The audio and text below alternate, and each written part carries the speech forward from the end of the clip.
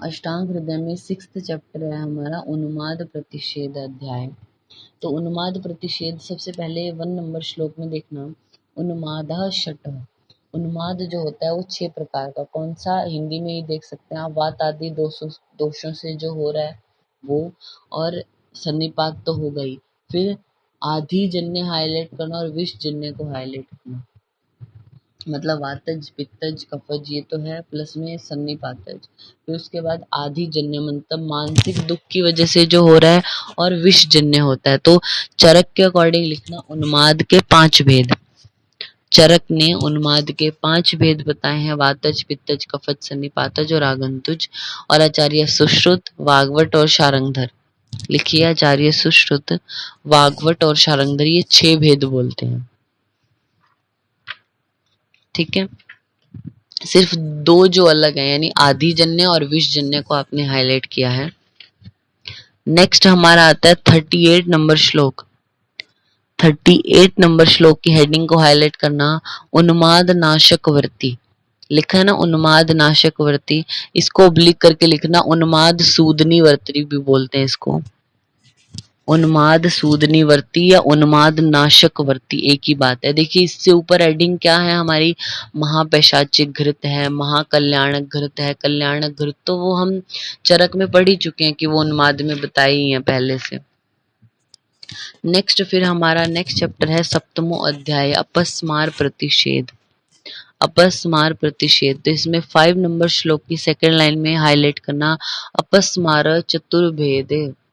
अपस्मार 4 प्रकार का होता है, वात आदि मतलब वात पित्त कफ और एक सन्निपातज होगा। ठीक है, तो उन्माद है वो 5 भेद वाला, अपस्मार के 4 भेद होते हैं वो आपको पता है। फिर उसके बाद इनके अभी लक्षण है, वातिक अपस्मार में क्या, पित्तज में क्या, कफज में क्या, वो सब हम देख चुके हैं। बाकी इसमें योग कौन से होंगे देखना है। 24 नंबर श्लोक की हेडिंग है ब्राह्मी घृत है, वो आपको पता है। फिर ये 7 नंबर चैप्टर है हमारा कंप्लीट हो गया। 8 नंबर चैप्टर है हमारा वर्तम रोग विज्ञानीय अध्याय। वर्तमगत जो रोग हैं उनके बारे में सबसे पहले 3 नंबर श्लोक की हेडिंग को हाईलाइट करना, कृच्छोन्मीलन रोग के लक्षण। कृच्छोन्मीलन ये जो व्याधि है वर्तमगत रोगों में, कृच्छोन्मीलन वाग्वट ने वर्णित किया है, आचार्य सुश्रुत ने वर्णन नहीं किया इस नाम से किसी व्याधि का। तो इसमें होता क्या है, 4 नंबर श्लोक की फर्स्ट लाइन को हाईलाइट करना, पांशु पूर्णाभ नेत्रत्वम कृच्छोन्मीलन अश्रुच। नेत्रों में ऐसा लगता है जैसे पांशु पूर्णाभम, पांशु मीन्स धूल से भर दिया हो आंखों को ऐसा, और कृच्छोन्मीलन कठिनाई से खुलती हैं, और अश्रुच और अश्रु युक्त होती हैं, उसको कृच्छोन्मीलन व्याधि बोला, हाईलाइट किया आपने। नेक्स्ट उसके बाद है 8 नंबर श्लोक। 8 नंबर श्लोक में हाईलाइट करना, करोति कंडू दाहम च पित्तम पक्षम अंतस्थितम, मीन्स जो पक्षम होता है वहां पे क्या होगा, पित्त क्या करेगा, कंडू और दाह उत्पन्न करता है, जिसको आप पक्षम शात कहते हो। यही एरो करके लिखना, ट्रीटमेंट ऑफ पक्षम शात। पक्षम शात जहां पे लिखा है ना पक्षम शात के लक्षण, वहीं पे एरो करके लिखना ट्रीटमेंट। लिखिए विकुट्टन, विकुट्टन जलोका वमन। विकुट्टन कर्म करते हैं, जलोका का प्रयोग कराते हैं, वमन कराते हैं उस पेशेंट को, और नावन, नावन। नेक्स्ट है हमारा 9 नंबर श्लोक में पोथकी के लक्षण लिखा, पोतक्य पेटिका श्वेत सर्षप आभा को आपने हाईलाइट किया। श्वेत सर्षप के जैसी पेटिकाएं हो जाती हैं वर्तम पे, आप लिखना सुश्रुत अनुसार रक्त सर्षप सन्निभाव।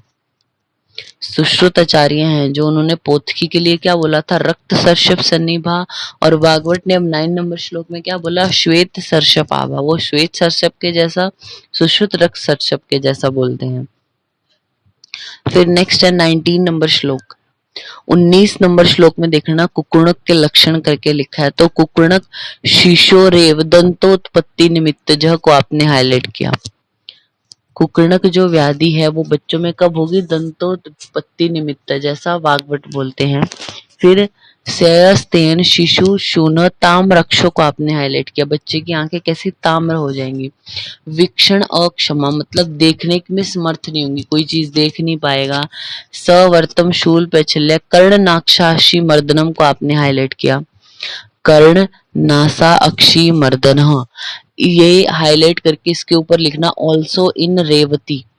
रेवती ग्रह हम पढ़ते हैं तो उसमें भी लक्षण अभी हमने पढ़ा था कि कर्ण नासा अक्षी इनका मर्दन करता है बच्चा, तो कुकुड़क व्याधि में भी ऐसा बोला गया है। ठीक है, कुकुड़क में भी ऐसा बोला गया। आप लिखिए जहां पे लिखा ना कुकुड़क के लक्षण हेडिंग, वहीं लिखना काश्यप, काश्यप। एरो करके लिखना कफ और रक्त। काश्यप ने बोला कुकुड़क में दोष होता है कफ और रक्त। सुश्रुत लिखिए, सुश्रुत ने एक तो बोला है कि हमारे दोष होंगे तीनों ही, वात पित्त कफ और रक्त होता है। और यहाँ पे जो वाग्भट है उन्होंने तो इसको दंतोत्पत्ति निमित्तज बोला है कुकुड़क को, तो ये आपने हाईलाइट किया। तो 8 नंबर जो हमारा चैप्टर है वो कंप्लीट होता है। फिर है 9वां अध्याय वर्तम रोग प्रतिषेध। अब इनका ट्रीटमेंट यहाँ पे बोला, जहाँ पे लिखा है ना वहीं पे आप एक बार ये भी लिखना सुश्रुत अनुसार।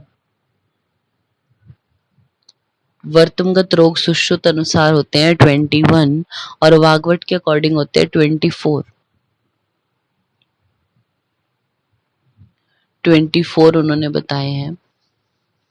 तो फिर अब उनका ट्रीटमेंट यहाँ पे बता रहे हैं, तो वो हमें इतना उससे नहीं। पक्षम रोध की चिकित्सा 35 नंबर श्लोक में आना।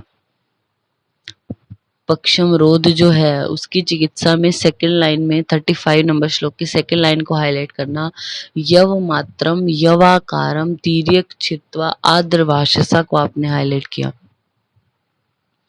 क्या करना है आपने, पक्षम जो रोध है पक्षम प्रोध, उसमें यव मात्र के आकार का, जो के आकार का आपने यवाकारम यव के ही आकार का यव मात्र तिर्यक छेदन करना है। तिर्यक छेदन करके आद्रवाशसा गीले वस्त्र से जो रक्त निकलेगा उसको साफ करना है। हाईलाइट किया आपने।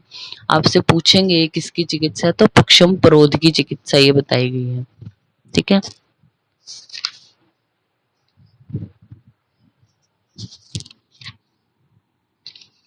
तो ये हमारा 9 नंबर चैप्टर है जो कंप्लीट हो गया।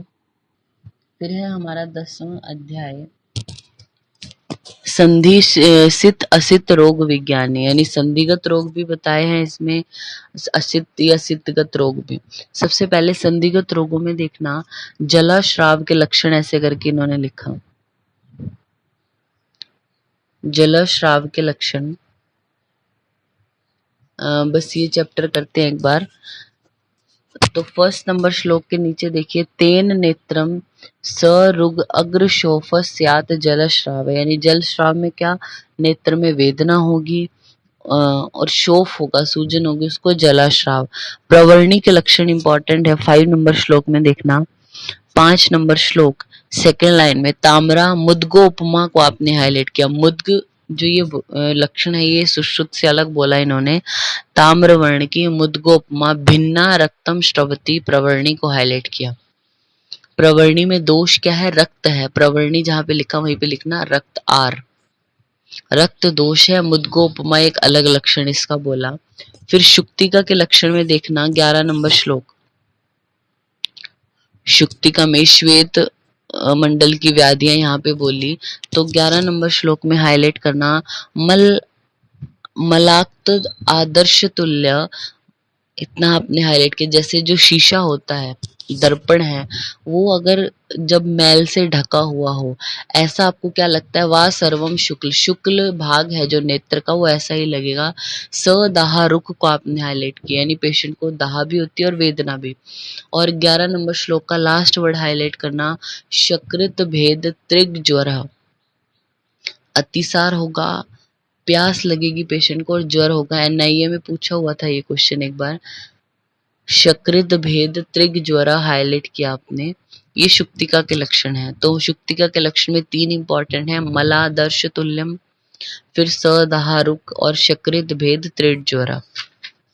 नेक्स्ट इसके बाद यहाँ पे बोला गया 23 नंबर श्लोक में देखिए, 23 नंबर श्लोक कृष्ण मंडल के रोग यहाँ पे बोले तो सबसे पहले सवर्ण शुक्र को यहाँ पे वर्णन किया गया है, शत शुक्र भी जिसको बोलते हैं। तो 23 में देखना, छित्वा त्वचम जन्यति तेन स्यात् कृष्ण मंडलम। ऐसा लगेगा जैसे कृष्ण मंडल को बिल्कुल अलग कर दिया हो, ऐसे मतलब कुछ दबा हुआ सा प्रतीत होगा, छेदन किया हुआ प्रतीत होगा। पक्व जम्बू निभा को आपने हाईलाइट किया, पक्की हुई जो जामुन है उसके जैसा लगेगा। किंचित निम्नम, कुछ दबा हुआ, उसको हम क्या शत शुक्र बोलते हैं, ये हाईलाइट किया आपने। पक्व जम्बू निभा किंचित निम्नम च शत शुक्रम। ठीक है। नेक्स्ट है 27 में बोला सिरा शुक्र के बारे में, सिरा शुक्र सेकेंड लाइन में 27 में स तोद दहा ताम्र भी सिरा भी वत अन्यते, मीन्स जो सिराएं हैं, जो नेत्र का जो कृष्ण मंडल है वो कैसा हो जाएगा, रेखाओं से भर जाएगा, सिराओं से। कैसे उनमें वेदना होगी, पेशेंट को दाह होगा, ताम्र वर्ण की सिराएं होंगी वो। ठीक है, तो शिरा शुक्र में ऐसा बोला गया है। तो ये 10 नंबर चैप्टर है जो हमारा कंप्लीट हो गया।